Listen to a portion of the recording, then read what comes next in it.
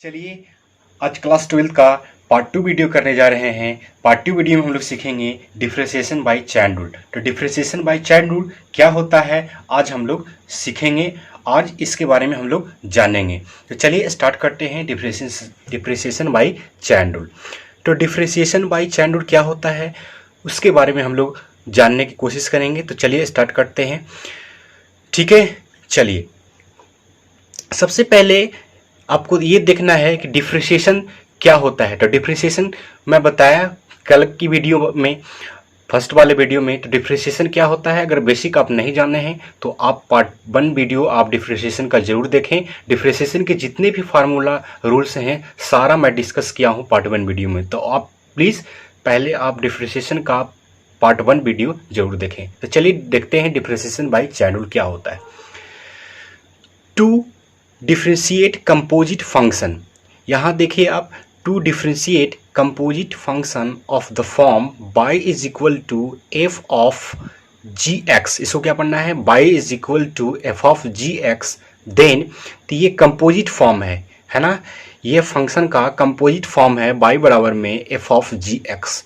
अब इसका हम लोग क्या करेंगे, इसका हम लोग करेंगे डिफरेंशिएशन। इसका डिफरेंशिएशन करेंगे किसके टर्म में, x के टर्म में। तो इसका डिफरेंशिएशन किए हैं तो डी वाई बटा में D X is equal to हो गया, है ना, डी वाई बटा में D X is equal to, पहले लिखना क्या है, ऊपर जितना भी इसमें दिया गया है y बराबर में एफ ऑफ जी एक्स उसको लिख देना है, एफ ऑफ जी एक्स बटा में नीचे लिखना है f के जो बाद वाले जो टर्म आएगा, f के बाद वाले टर्म क्या है, जी एक्स है, तो नीचे में डिनोमिनेटर लिखा आएगा डी जी एक्स, ठीक है।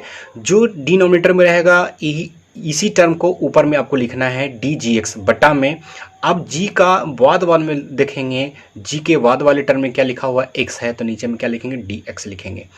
तो दिस इज कॉल्ड, ये हम इसको हम लोग बोलेंगे कि ये क्या है, ये चैन रूल है, ठीक है, चैन रूल है। That is F is differentiated with respect to G, F जो है डिफरेंशिएटेड है किसके, विथ रिस्पेक्ट टू जी के टर्म में। And then G is differentiated by respect to X, ठीक है। तो दिस इज नोन एज, इसको क्या बोलेंगे, chain rule. It can be generalise for more than two function, इसको इस तरह से हम लोग जनरलाइज भी हम लोग कर सकते हैं। जैसे डी वाई बटा डी एक्स रहेगा तो इसको क्या लिख सकते हैं, डी बटा में डी यू, जो नीचे रहेगा ऊपर भी लिखेंगे डी यू बटा में डी एक्स, ठीक है। तो डी यू डी कट जाएगा तो डी बटा में डी एक्स हो जाएगा। तो दिस इज कॉल्ड, ये हम लोग इसको बोलते हैं चैन रूल, ठीक है। चैन मतलब चैन बनाना हम लोग, ठीक है, इसमें चैन ही बनाना रहता है। तो डी बटा में डी एक्स, दूसरा में देखेंगे या डी वाई बटा में डी यू, फिर जो नीचे लिखेगा ऊपर लिखना है बटा में डी वी, जो नीचे लिखा गया फिर ऊपर लिखना है डी वी बटा में नीचे में डी एक्स लिखना है etc, ठीक है। तब क्वेश्चन के अनुसार देखते हैं कि क्वेश्चन किस तरह से हम लोग, अगर चैन रूल में क्वेश्चन किस तरह से दिया रहता है, कि अगर मान लिया जाए आपको एग्जाम में इस तरह के क्वेश्चन आपको पूछा जाता है तो आप चैन रूल से किस तरह से आप जल्दी बना सकते हैं। तो चलिए इसको देखते हैं। पहला क्वेश्चन मैं लिया हूँ बहुत अच्छी तरीके से, अब इसको अच्छी तरीके से देख लीजिए सबसे पहले कि क्या होता है डिफरेंशिएशन बाय चैन रूल। तो पहला क्वेश्चन में क्या लिया हूँ, y बराबर में साइन एट एक्स, तो देन कह रहा है डी वाई बटा में डी एक्स निकालिए। तो y बराबर में साइन एट एक्स है, तो इसका मैं दो मेथड से मैं निकाला हूँ। तो पहला जो मेथड है वो आप, अगर इस तरह के क्वेश्चन आपको दिया रहा है एग्जाम में, तो आप पहला मेथड मतलब डिफरेंशिएशन बाय चैन रूल का ही अप्लाई करके उसको आप हल कर सकते हैं, ठीक है। तो पहला फर्स्ट मेथड देखते हैं क्या है, ठीक है। गिवन दैट में जो लिया गया है आप उसको लिख दीजिए, y बराबर में sine eight X, both side differentiate कर दीजिए x के टर्म में, ठीक है। उसके बाद d बटा में D X is equal to D Y बटा में D X is equal to, चलिए क्या करना है, now both side differentiation with respect to x। तो डी वाई बटा में D X is equal to, जो दिया गया है y बराबर में साइन एट एक्स, तो लिख देना है डी साइन एट एक्स बटा में साइन के अलावा जो एंगल रहेगा, यहाँ पे साइन के एंगल क्या है, एट एक्स है, तो एट एक्स नीचे लिख देना है डी एट एक्स, जो नीचे लिखा रहेगा इसी टर्म को ऊपर लिखना है ना, डी एट एक्स बटा में एट के अलावा जो रहेगा टर्म, एट के अलावा क्या है, यहाँ पे एक्स है तो नीचे लिखा जाएगा डी एक्स, ठीक है, समझ रहे हैं ना। यहाँ पे साइन एट एक्स था, साइन के अलावा फिर क्या जाएगा, डी एट एक्स फिर इंटू में, फिर जो नीचे टर्म लिखा रहेगा उसी टर्म को ऊपर लिखना है, बटा में 8 के अलावा जो टर्म रहेगा वेरिएबल जो होगा वो नीचे लिख देना है dx, ठीक है। अब डी वाई बटा में D X is equal to, sine का आप जानते हैं डिफ्रेंशिएशन कल ही मैं बताया था, पार्ट मैंने वीडियो में आप देख सकते हैं जाके पहले फार्मूला और रूल्स। तो ये साइन एक्स का क्या होता है, साइन एक्स का डिफ्रेंशिएशन कॉस एक्स होता है। लेकिन यहाँ पे एंगल क्या है, यहाँ पे एंगल 8x है, तो यहाँ पे भी 8x होगा, ठीक है। गुना में लिख देंगे, मल्टीप्लिकेशन में इंटू, अब फिर 8x का क्या होगा, कल ही मैं बताया था डिफ्रेंशिएशन बाय चैन, क्या बोलते हैं डिफ्रेंशिएशन रूल्स में हम लोग कल ही हम लोग पढ़े थे, हम लोग क्या उसमें डी सी यू, मतलब सी यहाँ पर क्या होता था, कांस्टेंट होता था, और यू क्या होता था, वेरिएबल होता था। तो जो कांस्टेंट है वो बाहर होता था, वेरिएबल के हम लोग डिफ्रेंशिएशन कर देते हैं। यहाँ पे देख रहे हैं कांस्टेंट 8 है तो बाहर हो जाएगा, फिर क्या हो जाएगा डी एक्स बटा में डी एक्स, मतलब कट के कितना हो जाएगा 1 इंटू 8 बराबर क्या होगा, यहाँ पे 8 होगा, ठीक है। तो कॉस 8x इंटू में 8 इज इक्वल टू, इसको हम लोग लिख सकते हैं अरेंज करके 8 कॉस 8x, ठीक है। तो आप डिफ्रेंशिएशन बाय चैन रूल के द्वारा आप आसानी से इसको हल कर सकते हैं। ऐसा अगर क्वेश्चन आपको एग्जाम में पूछा रहे, दिया रहे, तो आप इस तरह से आप बना सकते हैं जल्दी वार में, ठीक है। अब ये तो पहला मेथड हो गया। अब दूसरा मेथड से किस तरह से आप बना सकते हैं वो हम लोग थोड़ा सा उसको देख लेते हैं, ठीक है। अगर क्वेश्चन में अगर इस तरह का क्वेश्चन आपको दिया रहता है तो आप डिफ्रेंशिएशन बाय चैन रूल का ही आप यूज करिए, ठीक है। चलिए अब आगे देख लेते हैं।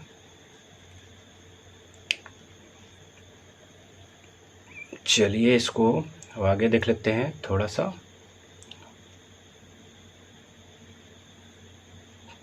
ठीक है, आ जाइए। दूसरा मेथड में लिया हूं, गिवन दैट जो y बराबर में साइन 8x है, तो साइन 8x से आप इसको लिख दीजिए। अब क्या करना है, यहाँ पे जो साइन का जो एंगल रहेगा, साइन का एंगल क्या है, यहाँ पे 8x है, तो उसको आप मान लीजिए u बराबर में, p बराबर में, कुछ भी t बराबर कुछ ही मान सकते हैं। तो लेट u बराबर मान लिया 8x को, ठीक है, u बराबर में 8x, तो y बराबर में क्या हो जाएगा, अगर 8x को u माने हैं तो साइन u हो जाएगा, ठीक है, y बराबर में साइन u। अब क्या किए हैं, पहला को क्या किए हैं, बोथ साइड, दोनों साइड में क्या किया, पहला जो इक्वेशन है उसका मैं क्या किया, इसका हम लोग डिफ्रेंशिएट कर दिए हैं बोथ साइड। तो डी यू बटा में, अब किसके टर्म में डिफ्रेंशिएट करें, एक्स के टर्म में, तो एक्स हो जाएगा नीचे। तो डी यू बटा में D X is equal to क्या हो जाएगा, डी 8x, अब बटा में क्या हो जाएगा, यहाँ पे x होगा, मतलब 8 के बाद वाला जो एंगल रहेगा, हम लोग जो 8 के बाद वाला जो टर्म रहेगा वो हम लोग लिखेंगे, मतलब यहाँ पे x है तो नीचे पे x हो जाएगा। तो फाइनल क्या हो जाएगा, डी यू बटा में है ना, dx का क्या हो जाएगा, आप 8x का जानवे करते हैं कितना होता है, डिफ्रेंशिएशन 8 होता है, ठीक है। इसको मान लीजिए इक्वेशन थर्ड। उसी तरह से अब दूसरा जो इक्वेशन है उसको हम लोग क्या है, वो साइड डिफ्रेंशिएट किए हैं किसके टर्म में, जो यहाँ पे जो टर्म रहेगा, जो एंगल रहेगा सेकंड वाले देखेंगे राइट हैंड साइड में, जो कौन सा वेरिएबल है उसके टर्म में हम लोग उसको क्या करते हैं, डिफ्रेंशिएट करते हैं। तो यहाँ पर u है तो किसके साइड में, विथ रिस्पेक्ट टू u के टर्म में हम लोग क्या करते हैं, डिफ्रेंशिएट किए हैं। तो डी वाई टर्म में, डी वाई बटा में डी यू इक्वल टू में डी साइन u, ठीक है, बटा में, अब साइन के अलावा क्या है एंगल, यहाँ पे u है ना, तो डी यू हो गया, ठीक है। दैट इम्प्लाइज डी वाई बटा में डी यू इक्वल टू क्या हो जाएगा, अब साइन u का क्या हो जाएगा, अब साइन x है तो यहाँ पर u है तो कुछ नहीं, तो साइन x है तो मतलब cos x होगा डिफ्रेंशिएशन, अगर साइन u रहेगा तो cos u हो जाएगा, ठीक है। इक्वेशन नंबर मान लीजिए इसको 4, ठीक है। अब equation number third, equation number 4 को क्या होंगे, मल्टीप्लाई कर देते हैं, तो मिल जाएगा डी वाई बटा में डी एक्स इक्वल टू हो जाएगा डी वाई बटा में डी यू इंटू में, अब जो नीचे लिखा रहेगा वो उसी चीज़ को भी लिखेंगे, डी यू बटा में डी एक्स इक्वल टू में। अब देखें यहाँ पे डी वाई बटा में डी यू का मान कितना दिया गया है, कॉस यू है, इंटू में डी यू बटा में डी एक्स का मान कितना दिया गया, 8 है, तो यहाँ पर मल्टीप्लाई कर दिए 8 हो गया। अब यू का हम लोग माने थे, यू बराबर में क्या माने थे 8x, तो यू का मान हम लोग यहाँ पे रख दिए हैं कॉस यू में, ठीक है। तो क्या हो जाएगा फाइनल आंसर हो गया 8 कॉस, है ना, 8x, इसका फाइनल आंसर हो गया। तो आप देख रहे हैं कि किस तरह से क्वेश्चन को आप एक ही मेथड के द्वारा नहीं, आप 2-3 मेथड को द्वारा आप बना सकते हैं। अगर इस तरह के क्वेश्चन आपको एग्जाम में दिया रहता है तो आप डिफ्रेंशिएशन बाय चैन रूल का ही यूज़ करें, ठीक है। तो आप जल्दी से क्वेश्चन को आप सॉल्व कर पाइएगा। तो चलिए एक बार अच्छी तरीके से इसको देख लीजिए, फिर अगले मैं क्वेश्चन मैं लेता हूँ, 2 क्वेश्चन और मैं लूँगा, ठीक है। आप इसको अच्छी तरीके से आप देख लीजिए।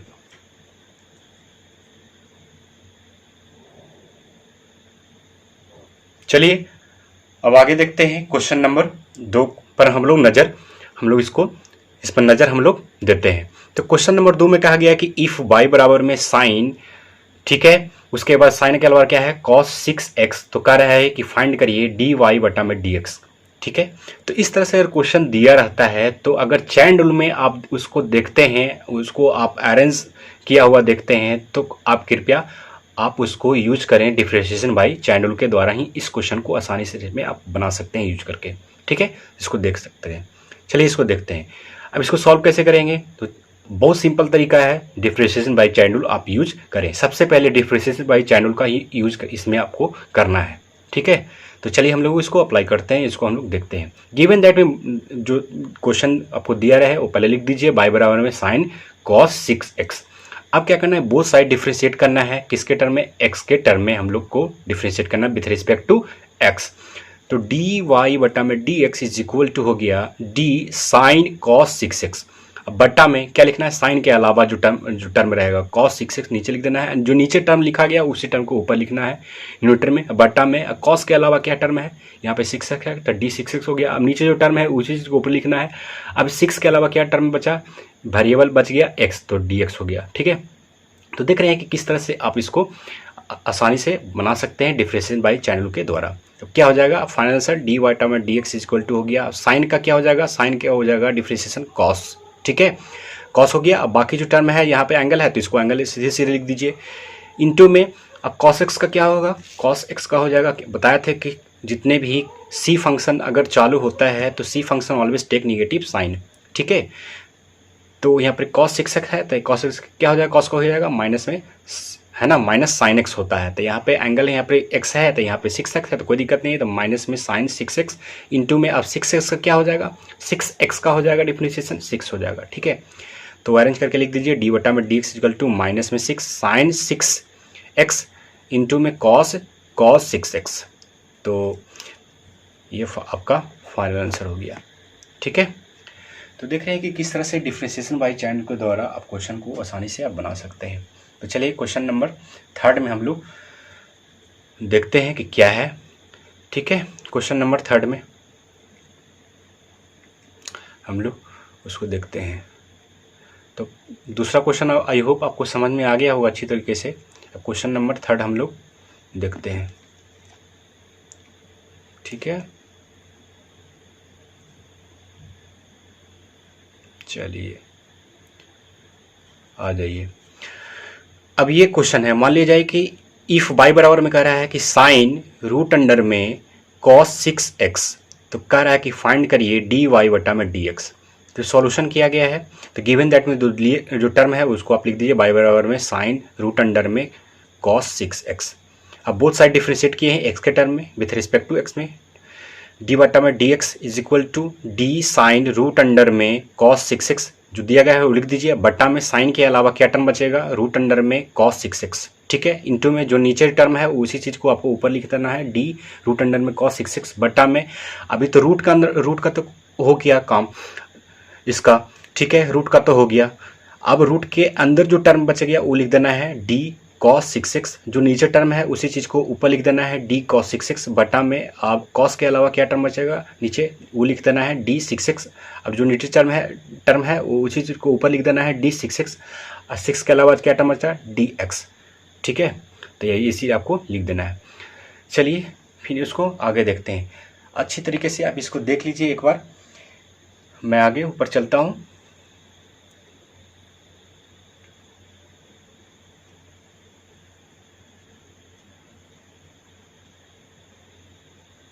चलिए इसको देख लेते हैं अच्छी तरीके से। बराबर में अब यहाँ पे हम लोग लिखे थे साइन रूट अंडर में cos 6x। अब साइन रूट अंडर में cos 6x, साइन का क्या हो जाएगा, यहाँ पे सीधे लिख देना है cos, बाकी जो टर्म है वो एंगल में आप उसको लिख दीजिए, ठीक है। इनटू में अब यहाँ पे रूट अंडर में था, हम लोग कहीं पढ़े थे हम लोग की रूट x का डिफ्रेंशिएशन होता है 1 बटा में 2 रूट x, ठीक है। वो हम लोग पढ़े थे कल, है ना, फार्मूला में। तो फार्मूला में यहाँ पर क्या है, ये टर्म है डी, है ना, डिफ्रेंशिएशन ऑफ रूट अंडर में cos xx का है। तो क्या हो जाएगा 1 बटा में 2 लिख देना है। उसी तरह से रूट एक्स का डिफ्रेंशिएशन के टर्म में लिख देना है 1/2 रूट अंडर में कॉस 6x इंटू में, अब क्या टर्म था दूसरा, थर्ड टर्म में था डी कॉस 6x, तो कॉस का क्या हो जाएगा माइनस में साइन x होता है, तो यहाँ पे जो टर्म है वो आप लिख दीजिए, और 6x का डिफ्रेंशिएशन हो जाएगा क्या 6 सिर्फ। तो अरेंज करके आपको लिख देना है d/dx इक्वल टू में माइनस में, अब 2 से काट देंगे है ना, 2 से काट देंगे 2 और 2 3 जा 6, तो माइनस में क्या हो जाएगा, यहाँ पे देख रहे हैं कि माइनस है, ये प्लस है, तो प्लस माइनस माइनस, तो -3 कॉस रूट अंडर में कॉस 6x इंटू में साइन 6x बटा में रूट अंडर में क्या बचेगा कॉस 6x। ठीक है, तो आई होप आपको समझ में आ गया होगा कि किस तरह से, अगर इस तरह से क्वेश्चन बड़े बड़े आपको क्वेश्चन दिया रहे तो आप डिफ्रेंशिएशन बाय चैनल के द्वारा आप आसानी से इसको बना सकते हैं। अब चलते हैं क्वेश्चन नंबर 3 में। ठीक है, सॉरी क्वेश्चन नंबर ये 4 हो गया, क्वेश्चन नंबर हम लोग 4 ले लेंगे। ठीक है, क्वेश्चन नंबर 4, क्वेश्चन नंबर 3 तो हम लोग कर लिए, अब क्वेश्चन नंबर 4 पे हम लोग चलते हैं। तो देख रहे हैं कि क्वेश्चन नंबर 4 में क्या कह रहा है कि इफ़ y बराबर में e के पावर में x स्क्वायर प्लस में a के पावर में cos x, तो देन कह रहा है कि फाइंड करिए dy/dx। ठीक है, तो कुछ नहीं करना है, बाकी जो टर्म है आपको गिवन दैट में लिख दीजिए, बोथ साइड डिफ्रेंशिएट कर दिए x के टर्म में।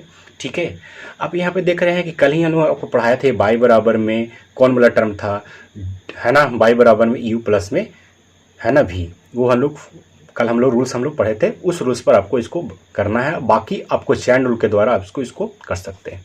तो सेपरेट कर देते हैं। सबसे पहले dy/dx इज इक्वल टू में e के पावर में डिफ्रेंशिएशन ऑफ e के पावर में x स्क्वायर बटा में, अब e के पावर में जो रहेगा टर्म वो नीचे लिख देना है dx स्क्वायर इंटू में जो नीचे टर्म है उसी चीज़ को ऊपर लिख देना है, बटा में एक्स स्क्वायर तो हो गया, अब x का नहीं हुआ था dx हो गया, प्लस में बीच में साइन जो था आपको यहाँ पे, तो उसको यहाँ पर प्लस का चिन्ह लिख देना है। चलिए प्लस d, अब a के पावर में cos x है बटा में, अब a के पावर में cos x का हो गया, अब a के पावर में जो रहेगा वो लिख देना है d cos x, जो नीचे टर्म है उसी चीज़ को ऊपर लिख देना है d cos x बटा में cos के अलावा जो टर्म रहेगा वेरिएबल वो लिख देना है dx। ठीक है, तो ये फाइनल क्या हो जाएगा d/dx इक्वल टू e के पावर में, अब देखिए e के पावर में x का क्या होता है डिफ्रेंशिएशन, e के पावर में x ही होता था, तो यहाँ पर e के पावर में x स्क्वायर हो गया, इंटू में एक्स स्क्वायर का डिफ्रेंशिएशन कल हम लोग बताए थे 2 इंटू में पावर में घट जाता है, तो 2x हो गया प्लस में। आप देखिए कल ही हम लोग पढ़े थे क्या, ये हम लोग फार्मूला हम लोग पढ़े थे d/dx इंटू में a के पावर में x इक्वल टू में a के पावर में x इंटू में लॉग, है ना, a बेस टू e, ये फार्मूला हम लोग कल ही हम लोग इसको पढ़े थे, बहुत इंपॉर्टेंट फार्मूला है, इसको आप याद रखिएगा। तो क्या हो जाएगा a के पावर में cos x है तो a के पावर में cos x, फिर log a base two e, फिर क्या इंटू, फिर cos x का क्या हो जाएगा माइनस में sin x। ठीक है, तो फाइनल आंसर क्या हो जाएगा, फाइनल आंसर हो गया हमारा d/dx equal to 2x e के पावर में x स्क्वायर माइनस में, क्यों, क्योंकि यहाँ पे प्लस और माइनस क्या होता था माइनस हो जाता है। ठीक है, तो 2x e के पावर में x स्क्वायर माइनस में log a base two e sine x a के पावर में cos x। तो देख रहे हैं कि किस तरह से जो है आप क्वेश्चन को आसानी से कर सकते हैं डिफ्रेंशिएशन बाय चैन रूल के द्वारा। तो आई होप मैं आपको डिफ्रेंशिएशन बाय चैन रूल में बहुत सारे और क्वेश्चन हैं, मैं आपको करवाऊंगा एनसीईआरटी के भी। तो आई होप सारी चीज़ों को आप, सारे क्वेश्चन, सारे रूल्स और सारे फार्मूला, सारे क्या बोलते हैं, एक अच्छी तरीके से आप सीख गए हैं सारी चीज़ों को बनाने के लिए, किस तरह से डिफ्रेंशिएशन बाय चैन रूल के द्वारा क्वेश्चन को हम लोग उसको डील कर सकते हैं, प्रॉब्लम को सॉल्व कर सकते हैं। तो यही सारी चीज़ आपको अच्छी तरीके से समझ में आ गया होगा। चलिए फिर अगर ये इतना सी समझ में आ गया है तो डिफ्रेंशिएशन बाय चैन रूल के द्वारा जितने भी क्वेश्चन आपको एनसीईआरटी में दिया गया है आप आसानी से उसको बना सकते हैं, अगर समझ में आ गया होगा तो। चलिए फिर अगले वीडियो में फिर मिलते हैं, पार्ट 3 वीडियो में हम लोग पढ़ेंगे, है ना, इम्प्लिसिट फंक्शन है ना, पढ़ेंगे हम लोग डिफ्रेंशिएशन में। तो हम लोग कल हम लोग चर्चा करेंगे। तो चलिए फिर अगले वीडियो में मिलते हैं। और ये वीडियो अगर अच्छा लगा होगा आपको, अगर बेहद अच्छा लगा होगा, पसंद आया होगा, समझ में आ गया होगा, तो प्लीज़ आप मेरे चैनल को जरूर सब्सक्राइब कर दीजिए और इसको शेयर करिए। चलिए फिर अगले वीडियो में मिलते हैं, तब तक अपना ख्याल रखिए, बाय बाय, टेक केयर।